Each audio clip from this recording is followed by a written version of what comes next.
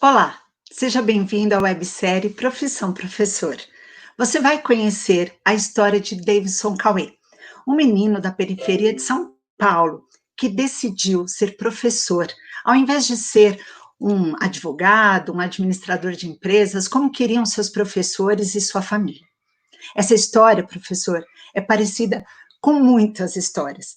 É parecida com a sua, com a minha, com a nossa história.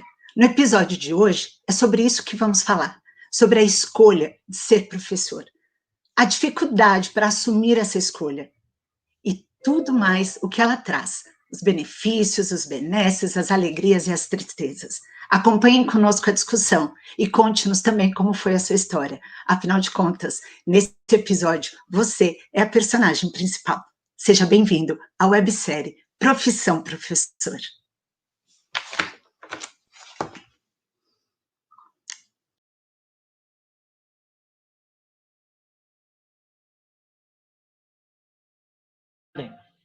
E aí, velho? Como é que você tá?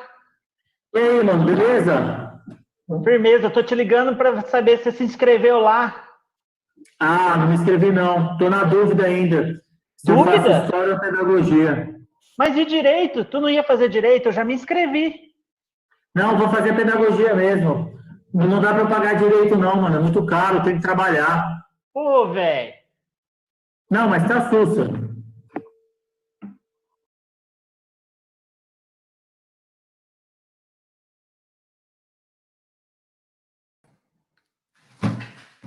Boa tarde, gente. Pois é, boa tarde. Tá sussa, né, Diego? Tá sussa. Boa tarde, Gente, Paulinha. Prazer ter você. boa tarde, Diego. Prazer ter todo mundo meu que está estar assistindo. aqui. Um grande abraço, quem está em casa aí, quem está assistindo, bastante gente já acompanhando. Vamos começar essa websérie, essa discussão do que é ser professor no Brasil, né? Antes de mais nada, vamos nos apresentar. Eu sou, para quem não me conhece ainda, a professora Paula Marques, sou professora de língua portuguesa e estou todos os dias na sala de aula professorando. E você, Diego? Eu sou professor de história, Ministério da Pedagogia, e também continuo na sala de aula todo dia. Deve ter aluno aí assistindo, porque eu fiz a maior propaganda. Com certeza. Aluno, ex-aluno, não é? Né? Nós temos uma teia, né? Professor vai formando teias, né, Diego? É interessante isso. E nunca tá sozinho, né? Tá sempre com muita gente. Exatamente. Isso é muito bom, né? Na constituição dessa história. Por que a gente está fazendo uma websérie chamada Profissão Professor, focada nessa personagem chamada Davidson Cauê? Primeiro de tudo, nosso objetivo é trazer para a discussão esse papel do professor nos dias de hoje. Mais do que nunca, né, a pandemia trouxe para a sociedade a discussão do professor. Quando a gente vê os pais reclamando, falando da falta que nós fazemos, nós precisamos nos encher de orgulho da profissão que escolhemos. Por causa disso, o nosso muitíssimo obrigado à editora FTD, à Elaine e a todos que puderam, né, que trouxeram a oportunidade de discutir este papel nos dias de hoje, porque o objetivo é exatamente esse, mostrar para a sociedade que a personagem principal hoje dessa websérie é o professor, é o Diego, é o Douglas, é a Paula, é todos os professores que estão aqui, ó, no backstage, fazendo o trabalho deles para a gente estar aqui, né? Então, o nosso obrigada à professora Elaine, que está aqui atrás, orientando tudo isso para que isso esteja acontecendo, a professora Bruna, a professora Lauri, e a tantos professores que permitem que isso esteja sendo possível, não é? Então, nosso objetivo é empoderar esse profissional, não é, Diego? É isso, a ideia é conseguir trazer desde muita informação de pesquisa do tema, debater o tema. A ideia também é perceber como que é esse cotidiano da escola, que às vezes não tá, que às vezes não, que a pesquisa não consegue capturar. A ideia é trabalhar sem romantizar, mas com o pé no chão do que é a escola, do que é ser professor nos dias atuais. E olharmos, para a gente olhar para frente de como vai ser essa profissão daqui para frente, é necessário a gente olhar para o passado, é necessário a gente recuperar toda essa trajetória de formação, de profissionalização dos professores. Por isso, é o que vai fundamentar aí a websérie e que vai permear todos os episódios, né, Paulinha? todos Exatamente. vão permear por esse fundo dos processos de formação e identidade dos professores. Antes de mais nada, Diego, é importante porque para esse professor de formação e informação, né, é fundamental que ele saiba como se certificar com essa websérie que nós estamos iniciando hoje. Professor, verdade, o certificado você conseguirá por meio de um link que estará no chat e na descrição da nossa live, da nossa webinar no Facebook. Você precisa acessar esse link e responder a uma pesquisa para que a gente conheça esse professor que nos acompanhou, que está nos acompanhando. Afinal de contas, essa websérie é para o professor e será feita por professores. Então, é fundamental que você nos ajude na pesquisa para o seu certificado e para que a gente também tenha uma noção desse professorado que nos acompanhou ao longo dessa história. Serão, como a gente explicou na live, 4 episódios, em todos eles a personagem Davidson Cauê vai crescendo, vai amadurecendo, e como cada um de nós estará em momentos diferentes na sua trajetória, né, Diego? É isso aí. E aí, Diego, como que é, né? Vamos pedir para os professores já começarem a participação aí no chat. Professor, qual foi a reação das pessoas quando você disse que queria ser professor? Tá? Então, assim, conte pra gente, e para isso a gente vai pedir que vocês usem o hashtag profissão professor ou o hashtag FTD Educação, contando-nos como foi que as pessoas reagiram quando você quis ser professor, né? Quando você decidiu ser professor. Então, não deixe de nos ajudar, lembrando que é uma websérie e que você pode mudar completamente a história do Davidson Cauê. Paula, você vai registrar essa história? Olha, vamos lá. Já que você está trazendo a questão, por que não transformar a história desse professor num livro? E aí, eu começo a escrever a história dessa personagem hoje. Como é que começa essa história, Diego? Paula, já começou a registrar. Né, já começou a registrar. Eu quero iniciar aqui, né, a fala, mas para a gente abrir esse debate, eu gostaria já de abrir provocando. A gente da história chega, né, problematizando. Eu Professor de história perguntar para você, conta como você se tornou professora. Conta para a gente rapidinho. Então tá, eu já começo a fazer o registro no caderno, que vai ser o nosso livro. Lembrando que a gente vai registrar todas as histórias que a gente for ouvindo ao longo desse momento, né? Bem, a minha história de professora tem muito a ver com a minha vida pessoal, né? Eu sou filha de imigrantes portugueses, de pais que não puderam. Olha, já tem gente respondendo, viu, Diego? Vou ter que parar. A Marcela Pires comentou: nossa, você é tão inteligente, vai fazer letras, por que não faz direito? Justamente. Eu também ouvi isso, viu, Marcela?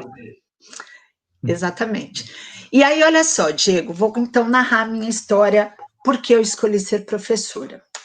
A minha família, como eu disse, é uma família de imigrantes portugueses. Eu ouvia narrativas portuguesas desde sempre, mas os meus pais não tiveram oportunidade de estudar quando chegaram ao Brasil, eles precisavam trabalhar.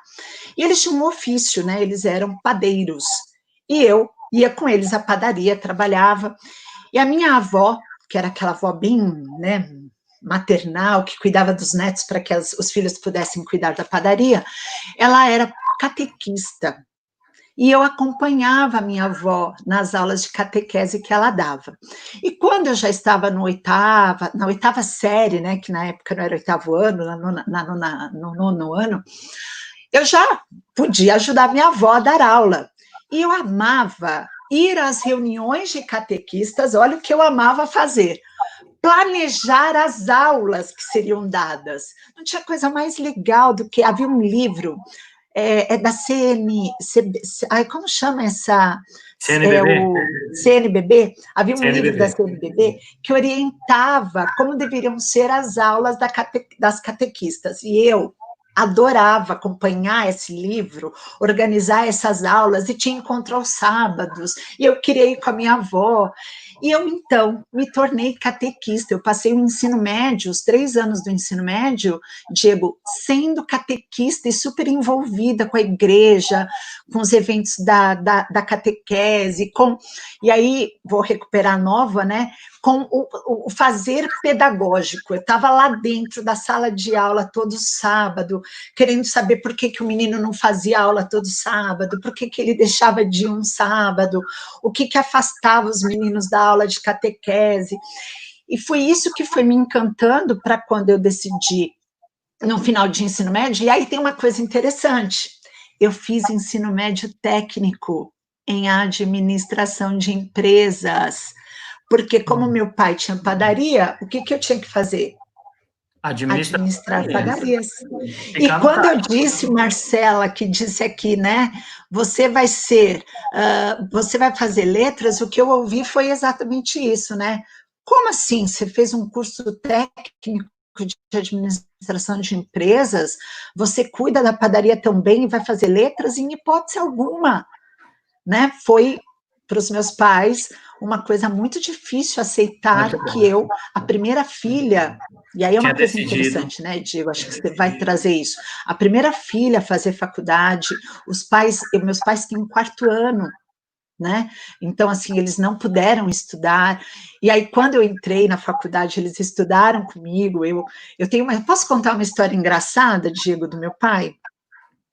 A minha mãe, na feira, quando eles eram feirantes, ela tinha um caderninho de poemas, e ela passava pelos, né, pretendentes, pelos namoradinhos, para eles registrarem um poema. E o meu pai escreveu um poema muito lindo, e era assim, o orgulho da minha mãe mostrar para a gente o poema que o meu pai fez. E qual não foi a minha surpresa ao cursar letras, descobrir que o poema que meu pai fez era de Casimiro de Abreu.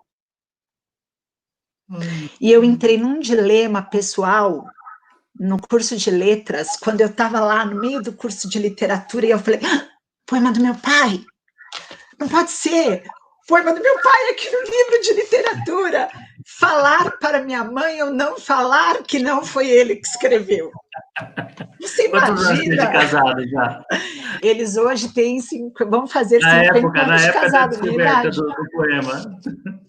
Você imagina contar para eles, mãe, o papai não escreveu aquele poema, foi um escritor, um poeta, mas olha, eu vivi um dilema muito sério, porque assim, talvez se eu não tivesse cursado faculdade, né, eu nunca saberia que aquele poema não era do meu pai, né? Esse seu relato, Paulo, é muito bom, porque assim, a gente começa a perceber que as trajetórias para a decisão, os caminhos para a escolha de ser professor, eles são plurais, eles são diversos. É muito interessante pensar que não há uma identidade única professoral, ela é plural, ela tem diversos caminhos, e é importante a gente pensar nessa perspectiva aqui.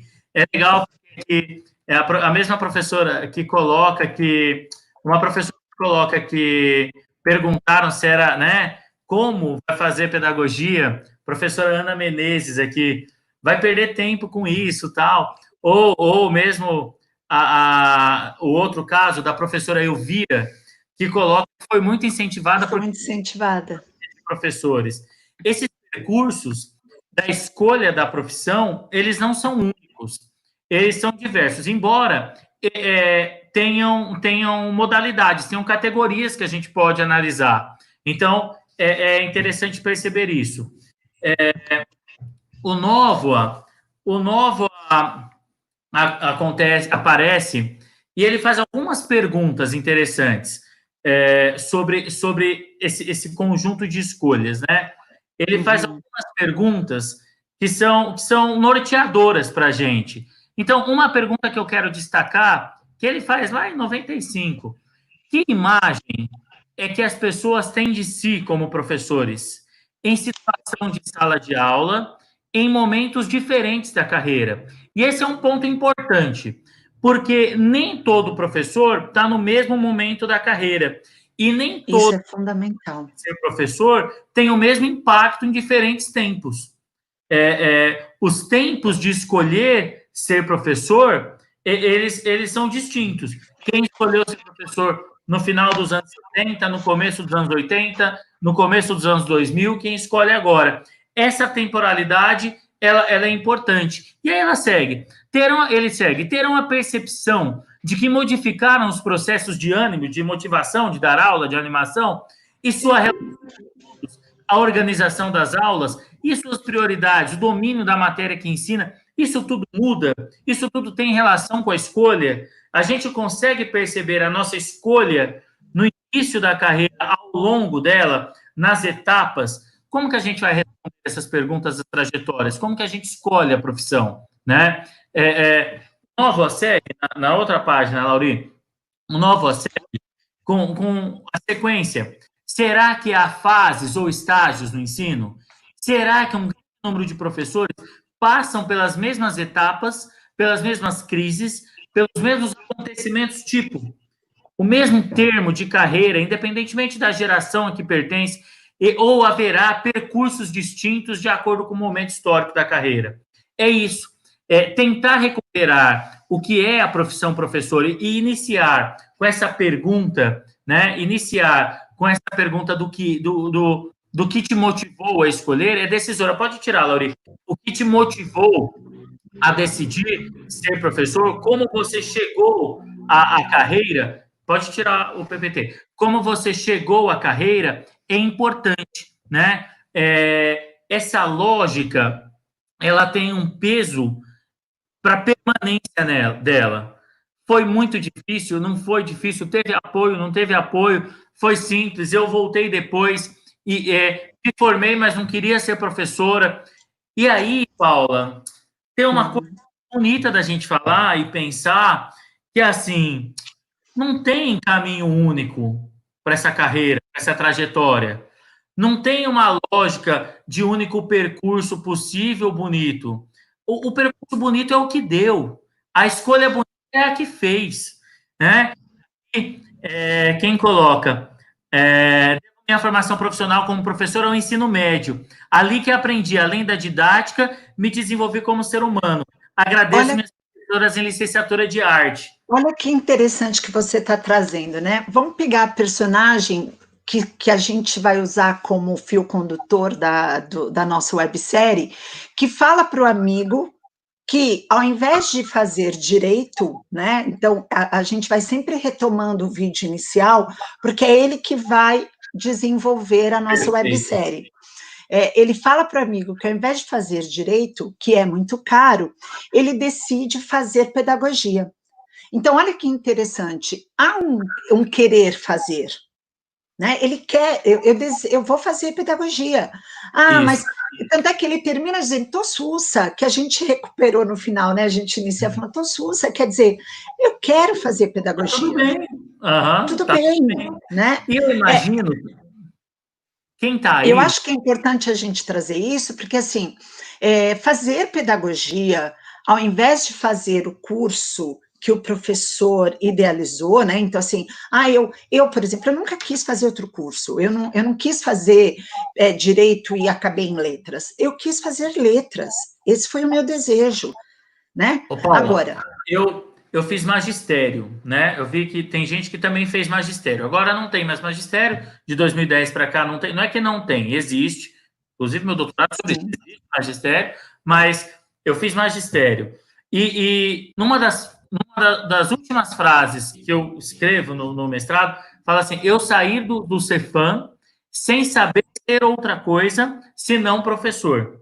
Porque a gente mergulhava naquela formação. Dos 14 aos 17, a gente não sabia ser outra coisa senão ser professor, né? E aí eu quero só problematizar com algumas perguntas para a gente deixar aberto e ir respondendo ao longo do percurso, né?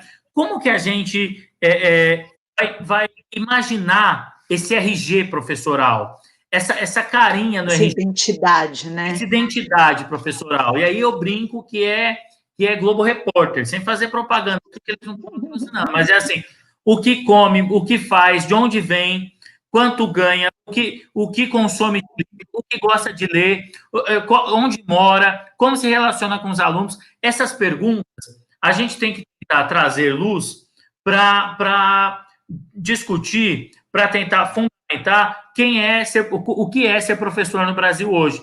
Quem escolhe a carreira? Como que é essa escolha para ir para o magistério, seja na pedagogia, na educação física, na história, em letras, ou no magistério, quem fez o magistério, como foi? Gente que fez o magistério era menino, 13, eu fui com 13, 14 anos. Como que é essa carreira, né? E aí, sim, qual é o perfil desses estudantes das licenciaturas, né? Como que esses estudantes são, que é o que o Nova nos provoca a pensar antes da carreira e depois dela, né? Você sabe que é muito interessante você trazer essa discussão que o Nova fala, né? Porque se a gente pensar nesse professor antes da carreira e depois dela, quantos professores hoje, na carreira de professor, trazem em si a memória dos professores que tiveram? Então, olha que interessante. Para estar aqui hoje, eu pedi que vários alunos meus me escrevessem memórias das minhas aulas. E eu tive uma surpresa, Diego, porque eu fui professora do magistério muitos anos, mas eu tive como resposta vários ex-alunos de cursos técnicos, como de administração de empresa, porque eu voltei a dar aula na Fundação Bradesco, que hoje se tornaram professores. Então, eu tive um aluno chamado Renato, eu sei que ele deve estar aqui ouvindo, porque ele me escreveu que assistiria, que ele me disse, professora, você não imagina, faz 20 anos que eu fui professora dele, que eu me lembro exatamente da sua história, quando você esteve com Fernando Pessoa, lá no Chiado, e você contou em aula tão emocionada para a gente, essa história me marcou, e eu decidi fazer letras na faculdade. Então, eu estou aqui acompanhando a professora que diz, olha, eu escolhi ser professora por causa da minha professora do ensino médio, o quanto eu me emocionei quando eu vi a história deste meu aluno me dizendo que escolheu ser professor por causa de uma história que eu contei lá longe, que eu não sabia que impactaria tanto o meu aluno. E aí, assim, dos nossos alunos, levam para as práticas dele em salas de aula aquilo que nós fomos. Então, volto a citar Bakhtin, filósofo de linguagem, importantíssimo para quem estuda a linguagem. Os nossos seres, nossos textos são atravessados pelos textos dos outros. Então, sim, eu, como professora, sou a professora que tive. Então, eu sou um pouco da minha professora Maria da Conceição, lá do 7º ano, né? Então, o Nova até defende que quem devia dar aula para professor é professor, né? Por quê? Porque são esses professores que nos formam professores. Então, quando o Davidson Cauê quer ser professor, lá no início do nosso vídeo, hoje, do nosso episódio, ele quer ser professor por quê? Porque muita certeza, ele teve bons professores, ele teve professores que marcaram, né? Perfeito. E essa é a história do nosso agora, né, o Diego, que vai falar um pouco, e essa é a história de um amigo nosso. Isso, agora é o vídeo do Douglas. Que vem contar para a gente como é que ele virou professor. Então, nós vamos ouvir agora o vídeo do nosso colega Douglas Dantas, professor de matemática, contando, Douglas, como foi que você decidiu ser professor? Na primeira live dessa websérie, eu tive a oportunidade de contar um pouco sobre os professores que me inspiraram a ser professor de matemática. Dando sequência nessa minha trajetória, com 17 anos, eu tive que fazer muitas escolhas, e uma delas foi prestar vestibular para a Universidade Federal Rural do Rio de Janeiro. Eu tive muito apoio da minha família e desses professores da escola que eu estudava. Isso foi muito importante e me deu confiança para chegar no vestibular, acreditando que eu iria conseguir uma vaga. E assim foi. O resultado saiu e eu ingressei na Universidade Federal Rural do Rio de Janeiro. Eu sou o primeiro filho que entrou numa universidade. Isso faz toda a diferença, porque ninguém da minha família tinha muito contato com esse universo que é uma universidade, né? Então, eu tive muitas dificuldades no início para entender esse ambiente. E tudo começa no primeiro dia, né? O primeiro dia, minha família me levou até a universidade. Nós não sabíamos nem fazer a matrícula, né? Estávamos todos muito perdidos naquela universidade. E depois de conseguir acertar um pouco a questão burocrática, administrativa, eu fui para a minha primeira aula inaugural, onde, mais uma vez, eu fui surpreendido que eu tinha que fazer uma escolha. Eu tinha que optar por fazer matemática, bacharelado, licenciatura ou matemática aplicada à computação. Não estava nos meus planos isso, afinal eu entrei achando que eu ia fazer um curso de matemática e não sabia dessas modalidades. Então, muito tímido, eu perguntei se eu poderia fazer as 3. Nesse primeiro dia, o coordenador então me chamou e ele foi muito importante ele me apresentar o que era uma disciplina optativa, o que era uma disciplina obrigatória, o que eram pré-requisitos. E a partir dessas informações, eu fui para casa e montei um fluxograma de como eu iria fazer esse curso para tentar realizar o sonho que tinha começado naquele momento de fazer as 3 modalidades de matemática.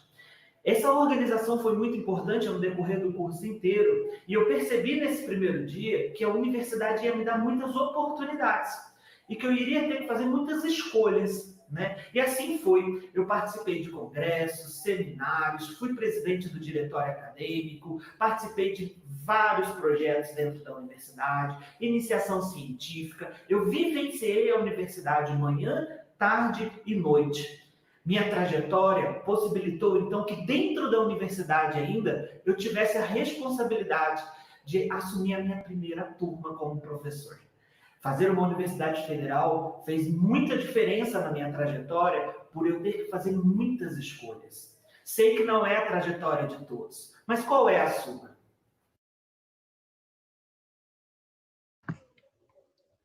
Muito bom. Olha só. Muito bom, Douglas. Isso que você traz, que o Douglas traz no vídeo, além de ser uma narrativa que ele generosamente narrou, pra gente, né? Nem todo mundo quer narrar ou quer expor esse percurso, ela não é só do Douglas, ela é um tipo de narrativa, Paula, comum.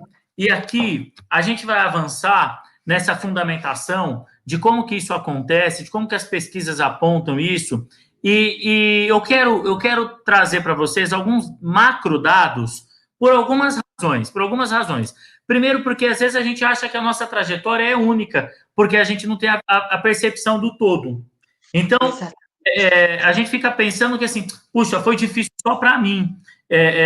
Será que outra pessoa sofreu isso também? Será que também falaram que não era bom fazer pedagogia? Eu, quando fui para o magistério, me falaram mesmo. Magistério não é coisa de menino. Professor que falou aqui, né? Ganha pouco. A professora Cássia Valéria, ela comentou: professora, você é doida, professor ganha pouco.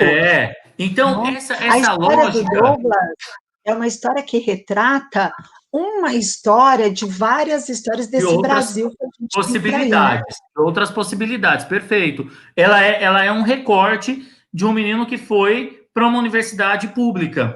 E aí, Diego, desses relatos todos, como é esse cenário de formação de professores no Brasil?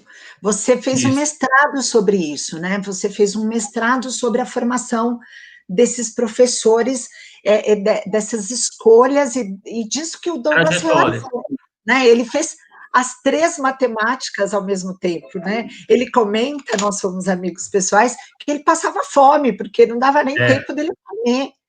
Né? Vamos para o roteiro? Põe a tela para mim, Laure, que aí a gente responde essa pergunta da Paula. Essa pergunta da Paula é fundamental para a gente seguir. Então, ó, o curso de pedagogia, com um total de 714 mil matrículas em 2007, é o curso com o maior número de alunos. Maior parte deles é de escola privada. Volta um pouquinho desse dado, volta um pouquinho para a tela para mim aqui, Laure. Esse número, a trajetória do Douglas, que vai para a universidade pública, ela não é a maior representatividade de trajetórias de universidade. Ela é uma. É importante que a gente represente ela, mas ela é uma. Por que eu estou dizendo isso? O maior número de alunos das licenciaturas, hoje, o dado é de 2017, ele é da pedagogia. Esse dado de 2017, de 590 mil alunos matriculados em universidade privada, 49% deles hoje está no ensino à distância, e aqui a gente não vai dar juízo se é melhor ou pior. A gente está fazendo uma análise de dados, não vou dar juízo se a licenciatura presencial, não presencial, é melhor ou não é pior. A gente está pensando que são possibilidades formativas, são percursos que existem para as escolhas que os jovens fizeram em se tornar professor. Essa escolha de se tornar professor, além da lógica de não necessariamente, mas de aluno, dos pais, famílias ou da sociedade não valorizar integralmente, ela tem marcas sociológicas, marcas sociais que são importantes de serem olhadas, né? Que são importantes de serem vistas. Então, a gente tem hoje a formação de professor na pedagogia quase 50% feita no ensino à distância. Talvez em outros momentos, em outros recortes temporais, não tinha isso pela lógica, obviedade, que a gente não tinha a tecnologia que tem hoje para formar à distância. Então, há que se entender que o percurso que o Douglas faz, que ele tem professores que inspiram, ele vai para a universidade sem saber o que é a universidade. Ele se matricula em 3 cursos. Os pais também não conseguiam nem orientar, porque não tinham cursado pela universidade. Então, esse capital de cultura que o Douglas vai discutir lá é o retrato de muitos professores brasileiros. É o retrato de muitos professores, de serem o primeiro da família a chegar no ensino superior. Eu lembro, certa vez, quando eu entrei no mestrado, e eu era muito menino, tinha 22 para 23 anos, e um tio meu, operário, fala assim, olha, eu não sei o que é, mas deve ser bom se você está fazendo. E não sabe o que é mesmo, porque a academia, o universo universitário, a universidade, ainda é um privilégio, ainda é para poucos, infelizmente. A maior parte da população não está presente nesse espaço, e para o professor, isso também para a família do professor, é o que eu brinco, né? Como eu disse já em outra live, a família inteira faz o curso junto. Sim. O curso junto. Mesmo que não entenda. Literatura. Mesmo que não entenda o que está sendo discutido, mesmo que não compreenda a profundidade do que as aulas que você faz, as leituras que você faz, a família inteira acompanha. E mesmo que tenha resistências no começo, eu vou falar mais para frente, vou dizer isso, essa resistência vai sendo transformada em orgulho. Essa resistência do começo, ela vai sendo transformada em orgulho, porque vai conhecendo, entendendo o que é essa carreira. É importante pensar isso, é importante a gente perceber que os dados mostram que a gente tem pensando o macro, pensando como política educacional, a gente tem muita coisa para avançar com seriedade, a gente tem que firmar compromissos públicos de melhoria da formação de professores, e não é o discurso de achar que o não sabe o que faz, não é olhando para o sujeito, mas é olhando como macro política de formação de professores e entender que é necessário a gente olhar para essa formação e dialogar com as universidades, dialogar com quem está oferecendo a formação desses professores, né? São pontos, Paula, que são importantes que a gente diga sobre esse cenário. Quem é o professor que vai? Eu vou pedir para a Lauri, Paula, colocar mais uma tela para mim, ou a Bruna. Eu quero a tela 5.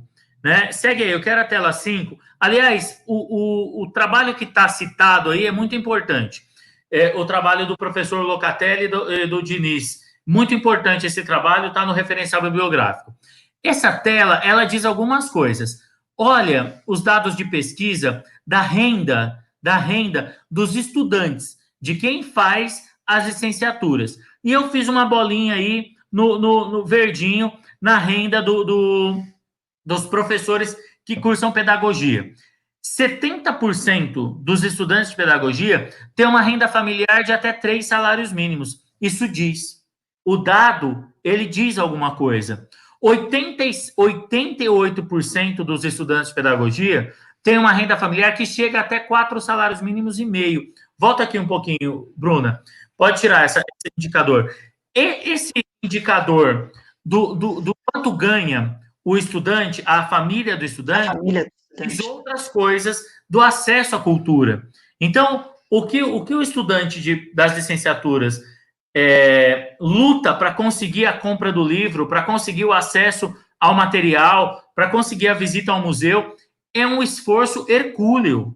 É um esforço hercúleo, porque a gente está falando de famílias, 88% das famílias tem até 4 salários mínimos e meio. 70% desse número do estudante de pedagogia ganha até 3 salários mínimos. Renda familiar. Renda familiar. Então, tem um traço social de quem vai para a pedagogia. É claro que, ao analisar isso, aqui a gente não vai tratar com qualquer tipo de preconceito. Não é porque o estudante das camadas populares, das camadas trabalhadoras, que ele não sabe. Então, assim, que ele é pior. Ao contrário, a gente olha para essas histórias e consegue perceber o quanto que a universidade e a docência muda as trajetórias.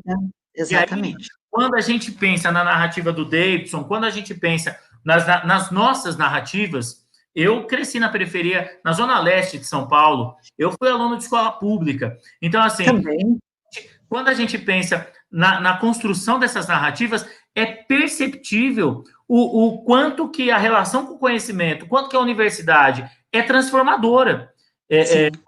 Essa lógica transformadora de pegar estudantes, egressos de escola pública, em sua maioria, eu vou apresentar o dado mais para frente, egressos de escola pública, que tem renda familiar de até 3 salários mínimos, e coloca essas pessoas, passa pela universidade, essas pessoas passam pelo ensino superior, seja ele EAD ou não, seja ele público ou privado, eles passam. E essa universidade é transformadora, ou o ensino médio.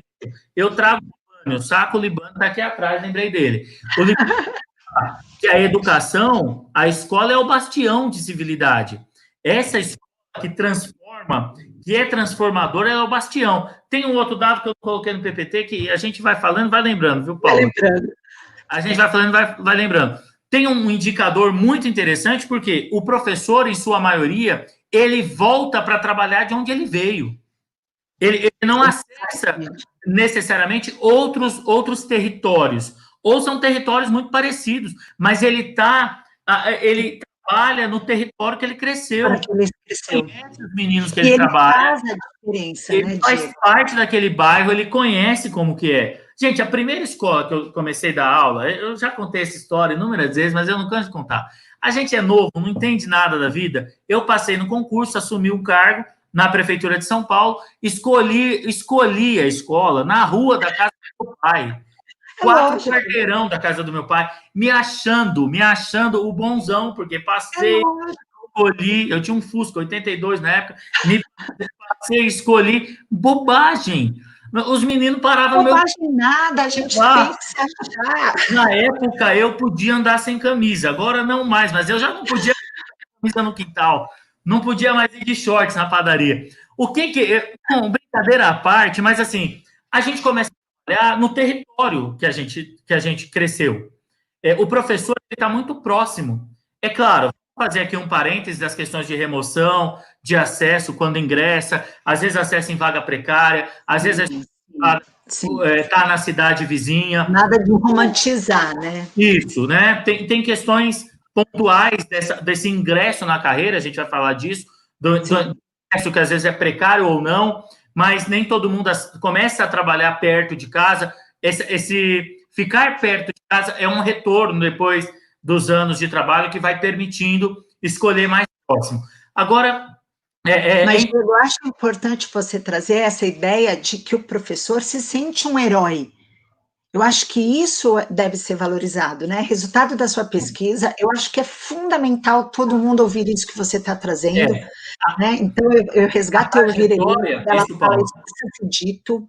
A trajetória é muito significativa, porque, assim, eu pesquiso especificamente, minha pesquisa de mestrado foi especificamente sobre os alunos do Cefam, os alunos do magistério.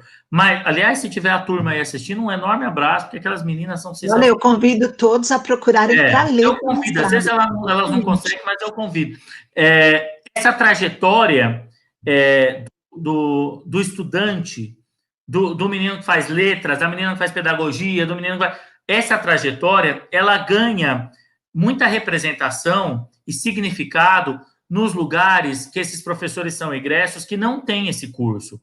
Eu volto a dizer, em famílias que têm até 3 salários mínimos de renda, é muito comum que esse professor seja o primeiro da casa a fazer o ensino superior. É muito comum que seja o primeiro, não é da casa, da família toda. É da família. Então, assim, o peso de entender essa escolha, ela é muito significativa. Lauri, só passa para mim para o outro slide, para o próximo, para eu dar um dado que a Paula me provoca, eu não posso esquecer. Não esqueço aqui. São alunos que, em sua maioria, vêm com dificuldades de língua, da leitura, de compreensão, de escrita, que são provenientes, esses são os estudos da professora Bernadette Gatti, que são provenientes dos sistemas públicos de ensino e que tiveram poucos recursos, né, que nos permitido acessar essa riqueza cultural, esse acesso à leitura, teatro, cinema, eventos. Não é que a culpa é do sujeito, é que o trajeto, o percurso de acesso à cultura dele foi aviltado, porque não tem acesso. Cinema é caro, teatro no Brasil é caro, comprar livro no Brasil é caro, menos os da FT, que é barato, mas não caro. Mas, assim, ter acesso à cultura, ter acesso a isso, tem preço. Tem preço. Então, parte dos de licenciatura, eles fazem isso com esforço e hercúleo, deixando de consumir indumentária, vestimenta, deixando de consumir outras coisas para poder comprar livro. Eu lembro do indicador, pode avançar mais, por favor. Eu lembro do indicador, quando eu coordenei curso de pedagogia, na época que tinha FIES e ProUni, teve época no curso de pedagogia, Elaine foi professora junto comigo no curso de pedagogia, teve época do curso de pedagogia que 92% eram alunos bolsistas, de ProUni, de FIES. Isso diz. E aí, é o que eu avanço aqui, ó. As condições de renda desse estudante. Se nós somarmos aqui, ó, não tem renda e os gastos são financiados pelas pessoas da família. Chega a 21% do estudante de pedagogia. Se somar esses 21% com os 32% que são responsáveis por renda da casa, a gente passa dos 53% aí, passa dos 53% de estudantes de pedagogia que são ou não tem renda, ou a que tem, ela é para ajudar em casa, né? Então, a gente tem que olhar para esse de faculdade, esse momento de faculdade, e reconhecer o quanto que é difícil. E olha, Paula, eu vou fazer aqui um esforço histórico sem querer ser anacrônico. Pode tirar a telinha, sem correr o risco de ser anacrônico. Hoje, a questão da informática, a questão do acesso aos livros, ajuda bastante o aluno a ter uma leitura. Eu vejo isso porque eu disponibilizo os textos que podem ser disponibilizados para no celular. Minhas alunas leem no trem, leem no ônibus. A gente vê o que faz. No nosso período de formação, eu me formei no começo dos anos 2000, Volney no começo dos anos 80, você nos anos 90. O nosso período de formação, o acesso às bibliotecas, aos livros, era mais difícil. Caro, livro caro. Eu, quantas vezes, não tinha computador em casa, eu precisava... de refeição para comprar livro. Isso, precisava ir para o laboratório da faculdade para poder fazer trabalho. Comia a merenda na escola porque não tinha na faculdade. Então, essa lógica é muito importante a gente colocar nessa escolha do professor. Como esses pontos de decidir ser professor, né? Agora, não é porque a gente reconhece as dificuldades sociais que a gente põe em pauta a competência. É importante isso. Você sabe que, enquanto você falava, eu ficava pensando o quanto o professor é guerreiro, né? Opa, Porque, opa. assim, você está falando maravilhosamente bem, e é o seu mestrado, é a sua pesquisa, é o seu lugar de fala, É a o vida, quanto né? isso, né, a sua vida, você estuda isso, e, gente, quando a gente conversa, vocês não têm noção, Diego, é isso que vocês estão vendo. Ele começa a falar, eu fico... É que eu falo muito, então às vezes eu corto o Diego, ele tem que me cortar. Mas, Diego, a gente fica, assim, encantada do seu conhecimento, do seu nível de informação em relação a isso. Mas quando você fala desse histórico do professor, a imagem que eu tenho é desse professor herói mesmo, né? Eu já disse, é desse professor guerreiro, que Uhum. apesar de tantas dificuldades, ele consegue vencer e sobreviver. Só que vamos resgatar aqui um quadro que a gente criou para falar sobre isso. A gente tem aqui, ó, antes de chegar no quadro, tem uma professora que me fez lembrar de uma estagiária que nós tivemos, a Ariana Bimbati. Ela fez um relato bem bonito, tá? Eu não queria nem pensar em educação, meu sonho era ser policial. Fiz pedagogia à distância para agradar meu eterno pai, mas agradeço a Deus, pois me encontrei na educação infantil. Olha que relato lindo, né? Sensacional, sensacional. Muito bonito, muito bonito. E aí uma outra, as histórias, a Elba Coelho, as histórias nos definem, fazendo recortes temporais. Há muitos anos o professor era muito valorizado em todos os aspectos. Elba É. Coelho, esse é o nosso propósito na websérie Profissão Professor.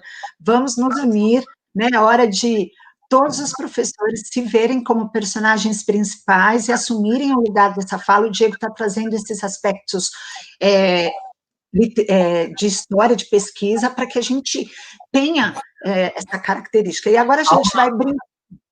Fala, Ai, por fala, favor. depois eu falo para a Elba. Elba, Fala já. já vou falar, então, Elba, que está aí assistindo com ele.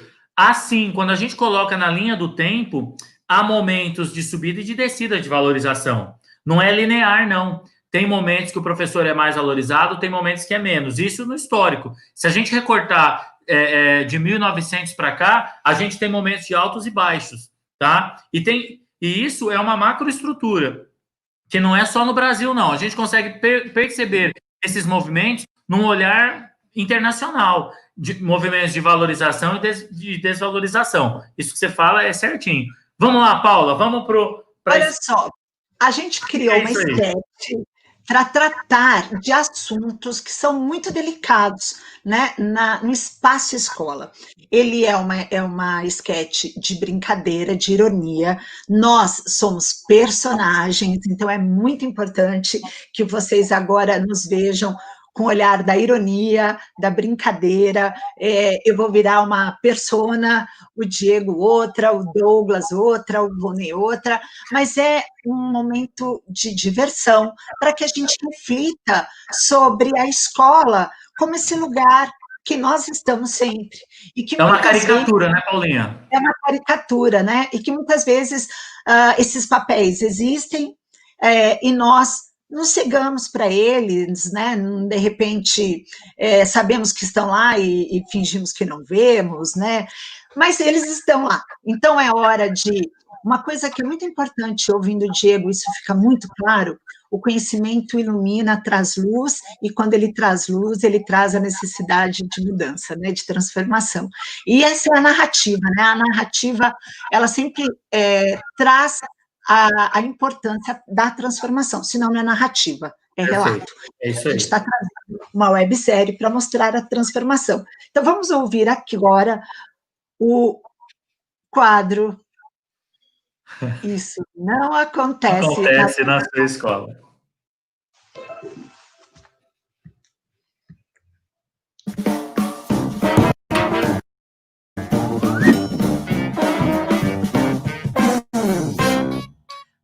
Olá, alunos, estamos aqui mais uma vez na nossa aula de projeto de vida.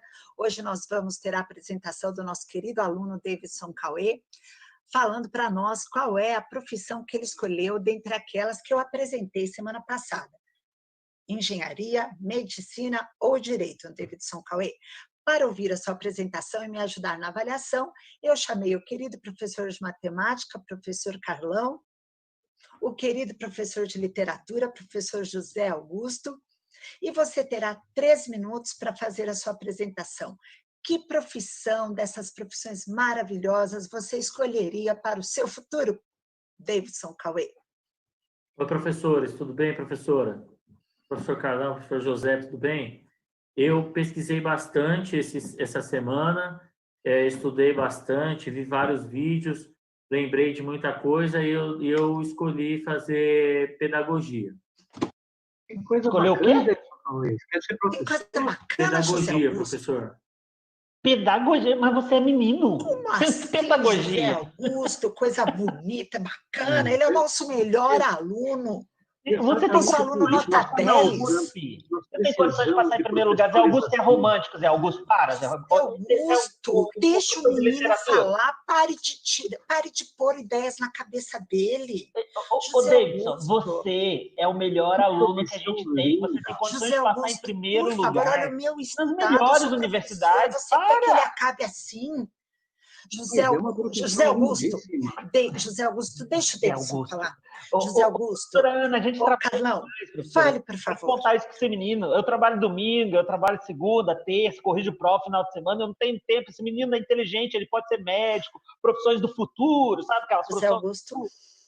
Pedagogia. Deixa o Davidson falar.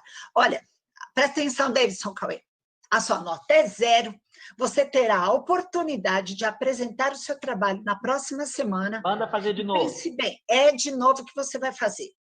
Você terá que escolher. Você já falou com seus pais sobre essa escolha? Por favor, medicina, direito ou engenharia. É a sua chance de decidir o projeto de sua vida. Tudo bem, professor.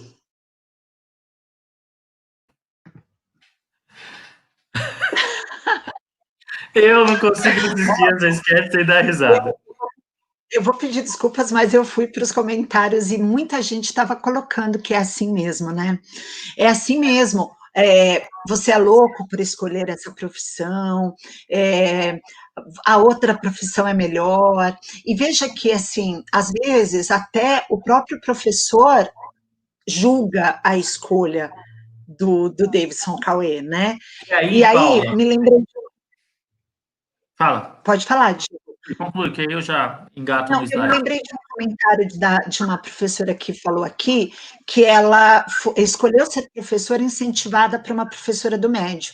Veja que o professor José Augusto, né, a persona José Augusto, ele incentiva a escolha do Davidson Cauê, da nossa personagem. E o professor Carlão, ele incorpora aquilo que você falou, que passou, né, Diego? Sim. Quando você falou que ia fazer pedagogia, que alguém disse para você, mas você é menino, né? Fazer magistério como? Essa sketch, Paula, a gente caricaturou, claro, pesamos na tinta, né? Pesamos a mão para ficar mais caricato. Mas ela, assim, a primeira coisa que a gente precisa analisar ao olhar essa sketch é a ausência de percepção identitária do professor. A gente está falando aqui que 89% dos professores são egressos das camadas trabalhadoras, que é justamente a educação que transformou a vida dessa parcela da população. E é muito comum a gente perceber que a ida de um para a universidade arrasta outros. Então, assim, é muito comum que um irmão que vá fazer um ensino superior, ele leve outros familiares que estão ali ao redor, à periferia desse núcleo familiar. Então, a primeira coisa que a gente precisa perceber é que há uma ausência de percepção identitária, de onde eu venho, quem eu sou. Eu tenho um trajeto. É preciso reconhecer esse trajeto de origem para valorizar a carreira. Não adianta a gente ser ingênuo de achar que valorização de carreira vai partir de qualquer brilho, seja de A a Z. Pode ser de vermelho, azul a amarelo. A parte dessa valorização do professor, ela é de constituição identitária, é de reconhecimento de quem somos. E aí é importante, quando do artigo que eu coloco no material, enquanto elas colocam a tela para mim, coloca a tela para mim, eu acho que é a número 15. Aliás, deixa eu só falar que é importante chamar a atenção que há um artigo para o professor depois consultar, escrito por você e pela Elaine, maravilhoso, Isso. fundamentando toda essa sua discussão, né? Está lá no Gestão em Foco, na FTD, no conteúdo aberto. Gestão em Foco, tem um artigo lá que escrevemos juntos. Passa mais um, quem está cuidando para mim? A Bruna. Vai no... Isso, tá aí, na autora. Aí. Então, a gente tem que ter uma percepção identitária, Paula. Olha aí. 80... A gente está falando que 86% dos professores são egressos de escola pública. Não é um número pequeno. A gente 86% dos professores são egressos de escola pública. Avança aí para mim. A gente está falando que é uma média de 70% dos professores são formados no ensino privado. 70% dos professores são formados na instituição privada. E repara, é sabido que o aluno faz escola pública e vai ter que pagar a universidade privada. Isso é, no mínimo, uma incoerência do sistema nacional. Isso é, no mínimo, uma incoerência da política educacional de formação de professores. O aluno vem da escola pública e ingressa na universidade particular. Esse aluno, ele trabalha em atividades, em ocupações que ganham pouco. Ele é egresso do ensino médio, normal, às vezes não tem curso técnico, e ele vai ocupar posições de trabalho que às vezes a remuneração é baixa, às vezes não, a maioria das vezes a remuneração é baixa. Então, você tem a instituição privada ocupando grande parte da formação. E é por isso que eu não gosto daquele discurso de que a universidade A ou B é melhor do que a universidade C e D. A gente tem que ser muito cauteloso.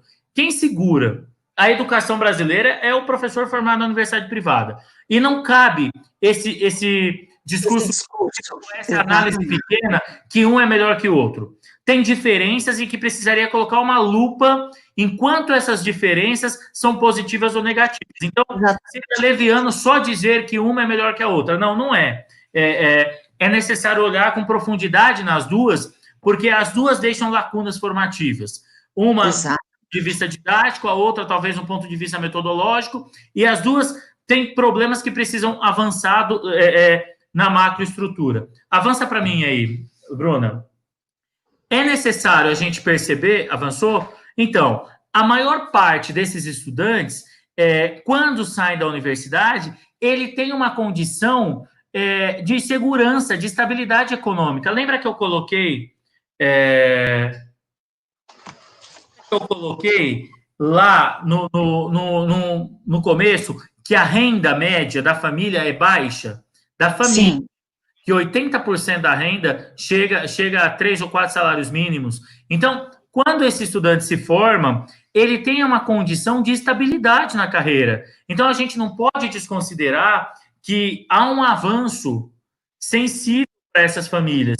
Esses professores, essas professoras, eu vou falar no feminino, porque o magistério ele é eminentemente feminino, em sua maioria, tem dados que indicam que essas professoras assumem casas das mães, dos familiares, e essa estabilidade na carreira é positiva para a sua origem, considerando a sua origem. Então, esse conhecimento identitário é fundamental para a gente falar das trajetórias dos professores. Avança para mim mais um, Bruna.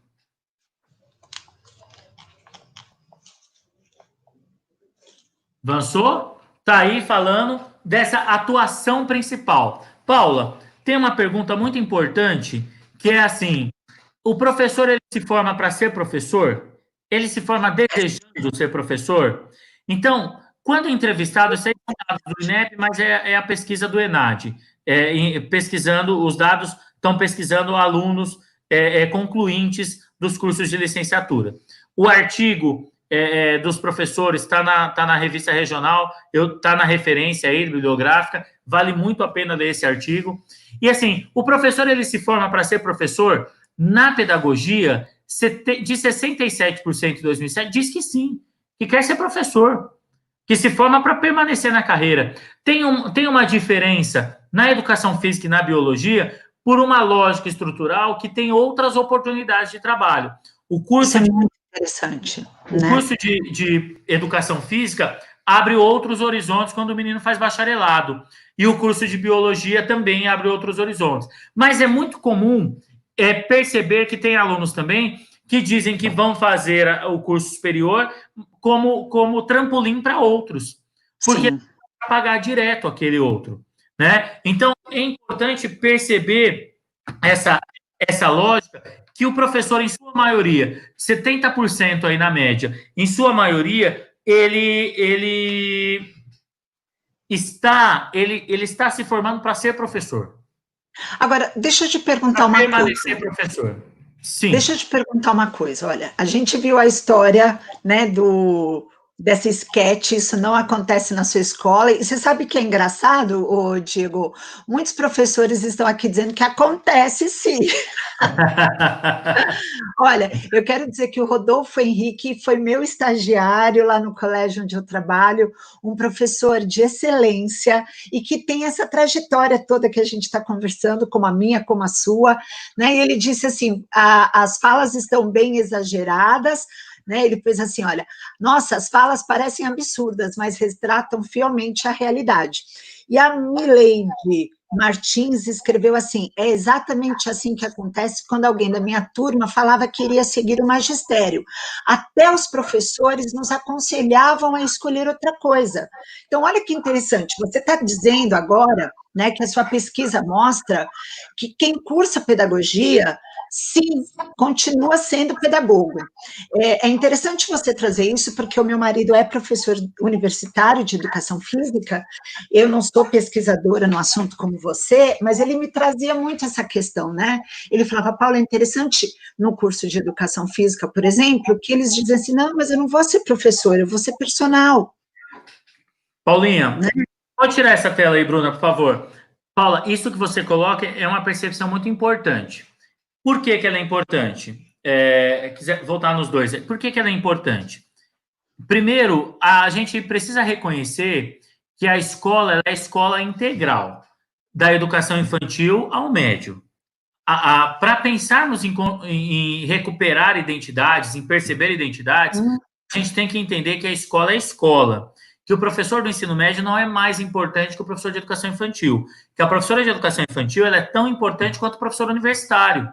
Como é bom discutir isso, gente. Essa construção identitária, e não tem problema se qualquer estudante de geografia, de história, de qualquer licenciatura, quiser ir para outra carreira, quiser trabalhar... Posso fazer um parênteses?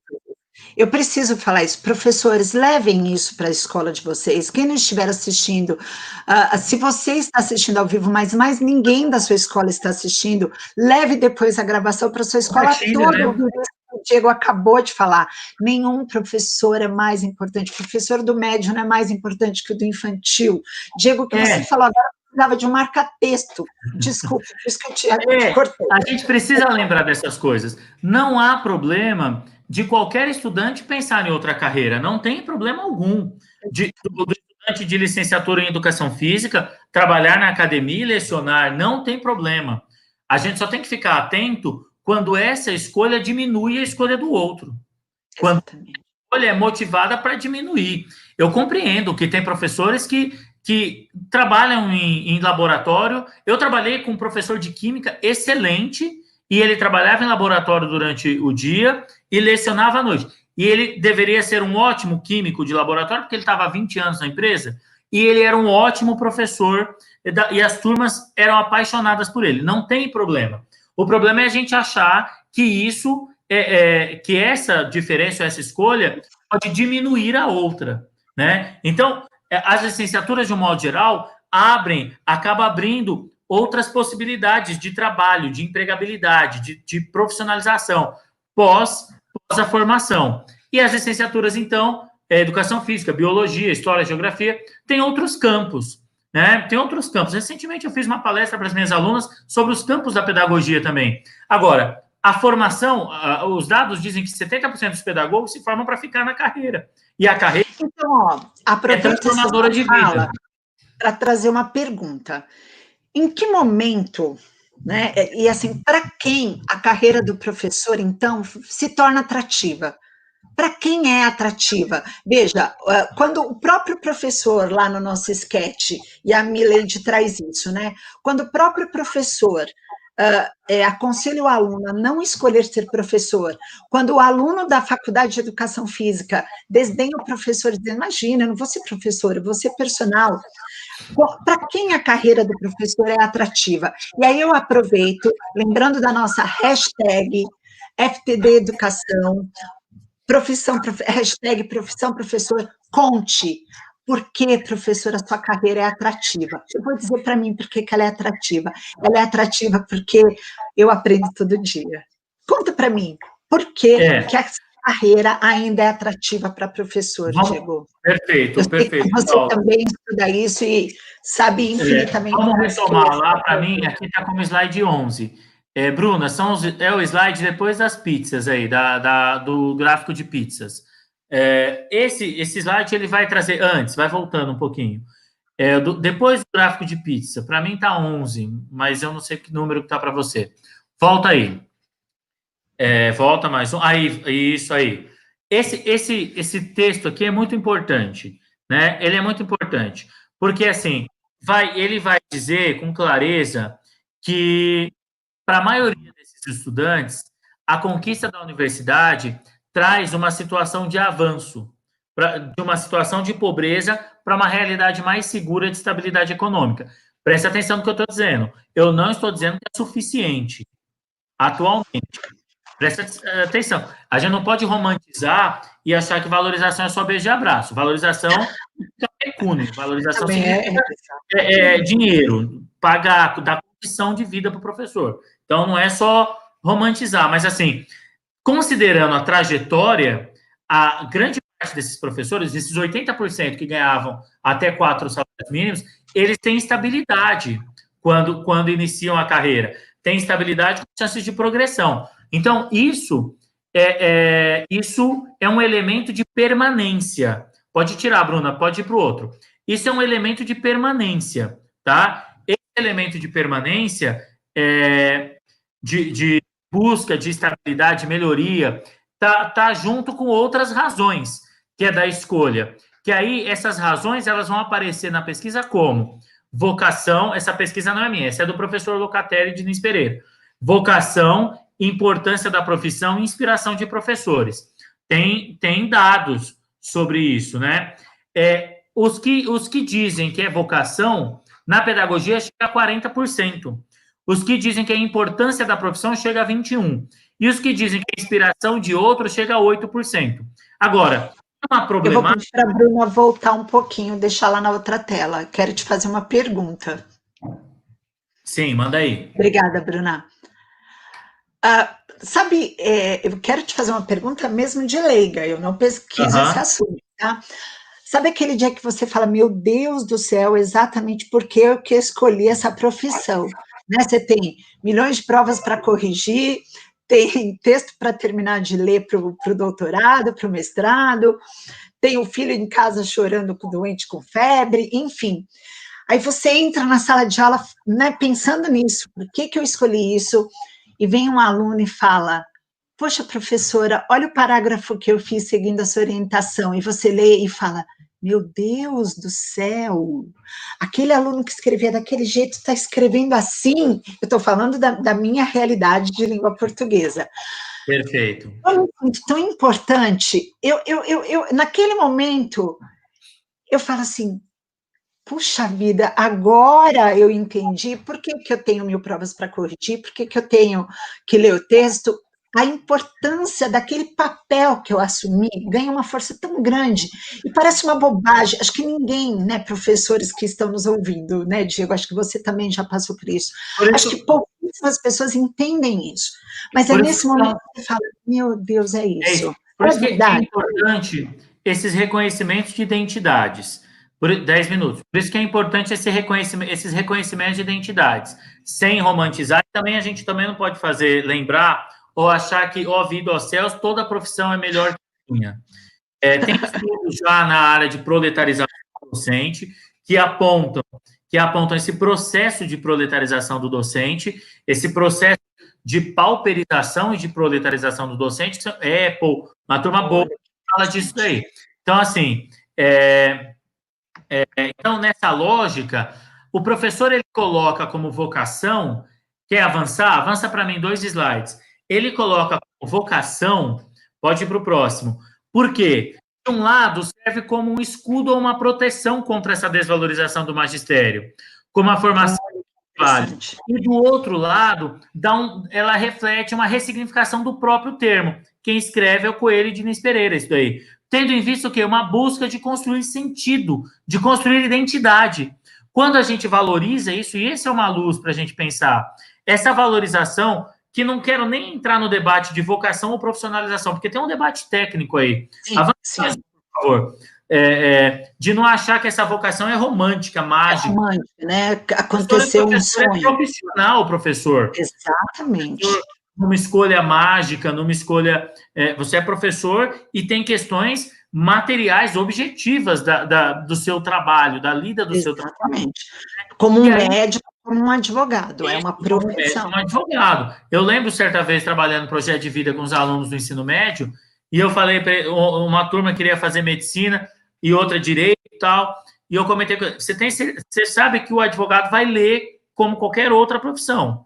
Você sabe que você vai passar muito tempo lendo. Você sabe que você, como médico, você vai passar 12 horas num plantão, num quadradinho de 3x3, com uma janelinha ali em cima. Então, não dá para romantizar. Dá para romantizar que ser médico é Grey's Anatomy, que ser advogado é aquela série lá do advogado bonitão. Então, assim, toda a carreira tem dificuldades pontuais, que são macroestruturais e que vão desvalando na escola. O que é importante a gente pensar?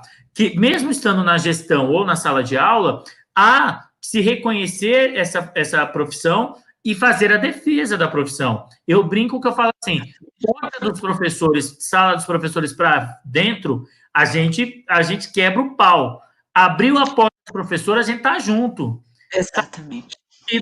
Porque senão é um debate que fragiliza. Avança um pouquinho. Senão fragiliza o não reconhecimento das identidades. Avança mais um, Bruna. Avançou? Não, antes, Bruna, desculpa. Então, esse debate entre vocação e profissionalização é para a gente perceber como esses processos formativos vão se dando, né? E aí, sim, percebe-se que o professor, principalmente de educação básica, enfrenta grandes dificuldades para se assumir como autoridade ou perito no campo. Pode tirar da tela, Bruna. Essa lógica do professor, a autoridade do campo educacional é muito importante, turma. Quem está me ouvindo, por favor, preste atenção nisso. É assim, não dá para economista falar de educação, não dá para psicóloga falar como eu tenho que alfabetizar meu aluno. Com todo respeito a outras carreiras, mas assim, quem entende de alfabetização no meu primeiro... Nossa. Quem entende de direcionar feudalismo no meu 9º ano, o professor precisa retomar a força do discurso, da narrativa, do que ele é. O professor não pode sempre jogar. E a gente tem 1000 aspectos para falar assim, um movimento de medicalização. Tudo é psicológico. Vamos ficar atento, peraí. Tudo é TDAH? Tudo é hiperativismo? Calma, vamos com calma, né? Como diria minha avó, vamos com calma nesse amor. Eu acho que assim, a escola está aberta a muitos discursos, né? O Nova traz até uma palavra muito interessante, a contributos de várias profissões na escola, né? E essa contribuição, né? Então, é o cara da tecnologia, com respeito a todos os tecnólogos, é o economista falando da escola. Então, quem tem que falar da escola é o professor. A gente precisa ficar muito atento, Paula, com isso, porque é exatamente isso. É uma natureza, Bourdieu vai chamar isso de campo. A gente precisa saber qual é o campo. Qual é o campo educacional? E quais são esses movimentos de quem tenta falar no campo? Me desculpe a franqueza, a FTD nunca me cerceou nada de falar. Mas, assim, estou muito preocupado quando é economista falando de qualquer coisa. Desculpa o termo, não quero, mas, assim, é contador falando, é advogado falando, quem tem que falar sobre alfabetização é o professor. Quem tem que falar sobre é o professor. Não dias tem... eu vi uma propaganda que era assim, vamos ouvir o que o professor tem para falar. E era um anúncio. E a hora que eu ouvi aquilo, eu falei, mas que anúncio absurdo. Isso não é um anúncio, isso é comum, devia ser o óbvio. Não é né? fazer um discurso a nossa série. Não é fazer um discurso de não diálogo com outras áreas. É Lógico, claro, não é isso. Ela é interdisciplinar, ela é multidisciplinar, ela é pluridisciplinar. Mas o que eu digo é assim, esse processo identitário do professor, ele passa por uma nuance que é a sua construção profissional. E essa construção profissional, ela tem conhecimentos específicos do campo.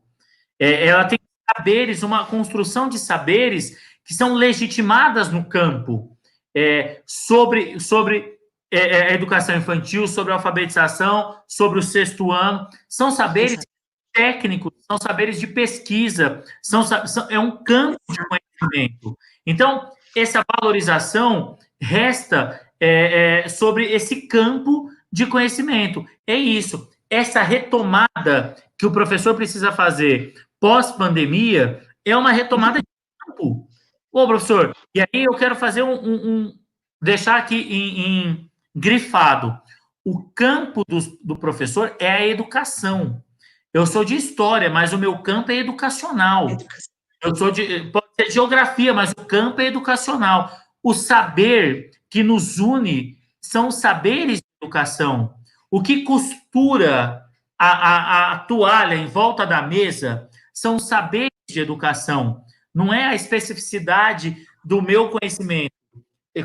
Não é a aula de história, estou falando de mim, não é a aula de história que fundamenta a escola, são os conhecimentos de pedagogia. Então, lembrando, um não é melhor que o outro, só faz sentido junto, só faz sentido quando está horizontal. Tem que horizontalizar isso. A gente precisa horizontalizar. E nesse retorno de pandemia, a gente precisa pensar qual lugar que eu vou ocupar, qual identidade eu vou assumir professoralmente. Que identidade... Diego, aproveitando essa questão da qual identidade que eu vou assumir, eu assumi a identidade de professor. Então, eu te pergunto, por que a gente continua, apesar de tudo isso, apesar, às vezes, dessa desvalorização do nosso discurso, continua sendo professor? Ô, Paula, eu sei que vou te dar 20 minutos. Final, eu sei que a gente está partindo para o final, mas eu digo uma coisa assim... A gente ainda tem 10 minutos, eu acho. Tem 10 minutos, dá tempo, né? Desembesta a falar, dá tempo. Mas, assim, há uma lógica que entre ser e estar. Há uma construção de ser e de estar. Quando perguntam para a gente, você faz o quê? Eu não respondo, eu estou professor. Eu respondo, eu sou. E essa lógica do ser, ela é identitária. Aqueles bancos universitários que nós passamos, eles são tão brutais porque eles nos forjam. Eles nos forjam. E a gente vai sendo forjado, professor, desde o primeiro dia, no pé da faculdade, no primeiro dia, quando põe o pé na faculdade, como o Douglas coloca, que não sabia nada. Eu entrei no ensino médio, no Cefam, eu tinha 13 anos. Eu não sabia o que era ser professor. Eu saí de lá sem saber ser outra coisa senão professor. Eu não penso em fazer outra coisa da minha vida que não estar na educação. Forjar, professor, é uma lógica identitária. A gente não tira o avental e deixa de ser. Você é professora no supermercado, na fila do banco. Eu cansei de dar bronca no cinema. Minha esposa é professora também. Se eu estou vendo bagunça no cinema, faz silêncio, arrumar a fila do banco, no supermercado. Você é professor. Eu tenho certeza que vocês aí, que estão assistindo, já deixaram o filho doente em casa para ir dar aula, porque tinha compromisso com a turma. Eu tenho certeza que vocês já compraram materiais com dinheiro do bolso, porque tinha que entregar o melhor possível. Tenho certeza absoluta. E inúmeras mulheres, nessa lógica de gênero, se a gente fizer um recorte de gênero, foi trabalhar doente, exausta, passou o final de semana preparando aula. Mas eu vou agora defender os maridos. Meu marido é professor. Quantas vezes ele foi dar aula com os meus filhos doentes? E você, quantas vezes foi dar aula com os filhos doentes? Ou quando a gente não leva as meninas vão para a gente na faculdade da palestra, que é passando. É isso, os nossos alunos conhecem nossos filhos, nossa família. Ser professor é mais do que estar. Eu posso fazer crítica, às vezes, para um espaço para uma unidade de escola que eu estou, posso fazer crítica para uma conjuntura de lei, que está. Mas ainda, diante da crítica, a gente é. E, Diego, vou aproveitar essa linha, né? A gente é professor. Existe uma mudança entre o tempo histórico e a permanência na carreira? Né? Então, a gente termina com essa pergunta. Perfeito. Essa Existe pergunta é sensacional. Paula, essa lógica de ser professor, ela tem diferença no tempo. Então, assim, o significado, o sentido, as leituras de ser professor. Então, e eu não quero aqui fazer o discurso simplista de que o professor mais antigo é melhor ou pior do que o professor recém-formado. Isso é simplista. Exatamente. Ou vice-versa, né? Ou o professor que é recém-formado é pior do que o mais antigo. Não, isso é análise simplista preconceituosa. Há uma narrativa dos tempos de ser professor. Os anos 80 traz marcas teóricas, bibliográficas, tem leituras dos professores que se formaram nos anos 80, tem leituras dos professores que se formaram nos anos 90. Não é porque todo mundo fez pedagogia que todo mundo leu a mesma coisa. Esse reconhecimento da leitura de mundo e da leitura de quem é o outro é fundamental para a gente entender como professor. Porque às vezes eu estou na sala dos professores, eu estou ali fitando a outra professora, pensando assim, nossa, mas ela nem sabe isso de Piaget. Ué, ela pode não saber de Piaget, mas ela pode conhecer outra coisa. Mas ela sabe da bala. Nossa, mas como essa professora fez isso, ela não leu aquilo? Pode não ter lido. Pode não ter lido. Eu também. Deve ter texto que eu também não li. Essa construção identitária, ela é muito plural. Eu fico imaginando... Você já está entrando em outra história, hein, Diego? Eu estou achando que você está entrando na história do próximo episódio, que são as histórias que nos tecem. Que história que nos tecem? Que leituras que nos tecem? Esse episódio é muito interessante, porque o que você traz, né, do julgamento que eu faço do outro para achar que ele leu o que eu li, é fundamental hoje na escola, né? Eu queria partir para o final, deixando essa porta aberta mesmo para as leituras, para as trajetórias, e lembrando que, assim, não tem modelo único de formação. Tem o seu, tem o meu, tem o nosso. É importante, às vezes, tirar a cabeça do casulo, olhar para cima, ver o todo. O professor, ele é forjado nos bancos universitários, mas ele é forjado no banco da sala dos professores, ele é forjado no corredor, ele é forjado na educação continuada. Esses sentidos e significados que forma, não é só o nosso número funcional, que forma o nosso RG, porque eu não sou o Diego sem ser professor. Eu só sei ser o Diego professor. Eu só sei ser o Diego sendo professor. Como é a maioria. Vocês são chamados pelos vizinhos, vocês são chamados pelos parentes, vocês são vistos na rua, na chuva e na fazenda como professor. Não tira o casaco, né? E aí, essa lógica de ser professor é uma experiência. La Rosa vai dizer assim, a experiência é o que nos passa, é o que nos acontece e nos toca. Quando Jorge La Rosa está falando dessa experiência, não é só o sentido de ter feito alguma coisa, mas é o sentido de ter sido transformado por fazer alguma coisa. É essa transformação que toca, que é profunda, que marca a nossa mudança de vida, desde a perspectiva mais simples do que tem a mesa, até a perspectiva do que a gente lê, do que a gente forma. É essa experiência que forja ser professor. Pode tirar, Bruna. E aí, Benjamin vai falar lá, nunca se passaram tantas coisas, mas a experiência cada vez é mais rara. É importante que a gente olhe para as experiências, que a gente olhe para os nossos colegas, que a gente olhe para as nossas leituras e reconstrua, reconheça, revisite nossas identidades professorais. Que essa identidade professoral é o que vai marcar o professor. É essa identidade que vai fazer a gente continuar dando aula, a gente continuar atendendo o aluno na hora do intervalo, a gente dar aula remota, sem ser remota. A gente se vira. Porque, a essência, nós somos professores. Nós somos professores. E isso está ligado ao ser, não ao estar. Ah, que lindo. Diego, olha, como eu disse, eu vou repetir. Professor, você deve ter percebido que nós temos aqui uma trilha formativa, que começa na terça-feira com uma live, como aqui nós fizemos.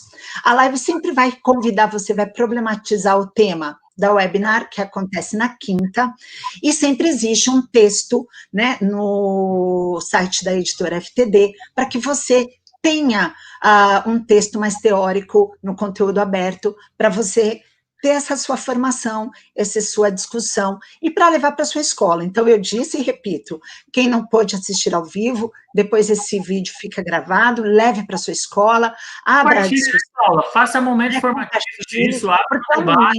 Mesmo para a formação. Então, ouça, assista a live. Na próxima terça-feira nós teremos uma live comigo e com Douglas, problematizando a questão que o Diego traz das leituras, né, que nos formam, né? Quem é a Paula? Quem é o Diego? Eu não li os textos que o Diego leu, o Diego não leu os textos que eu li, e eu não posso achar que o Diego tem o mesmo pensamento que o meu e julgar o Diego a partir das minhas leituras. Achar que um é melhor ou pior por exatamente. Cursos, né, Paula? Discutir leituras hoje é fundamental, e quais as leituras, e o que é leitura, e será, Diego, você vai contar uma história muito legal, que você já me contou, e que vai fazer parte dessa webinar quinta-feira que vem, e será que nós fomos formados para ler? Né? Quantas vezes nós somos massacrados, né? E essa identidade professora é uma identidade que muitas vezes se cobra. Vamos parar e pensar e trazer essa discussão. Então, lembrando dessa trilha, assista a nossa live na terça-feira, professor, com Douglas e Paula, e a nossa webinar na quinta, discutindo a leitura. Que leituras nos formam professores, com duas convidadas especiais, Nélia Nascimento e Isis, de Salvador, para discutir esses dias, para discutir essa discussão. Ô, Paula, e é importante a gente lembrar, nesse período todo, que a gente está aqui fazendo formação, que a escola não parou, né, Paula?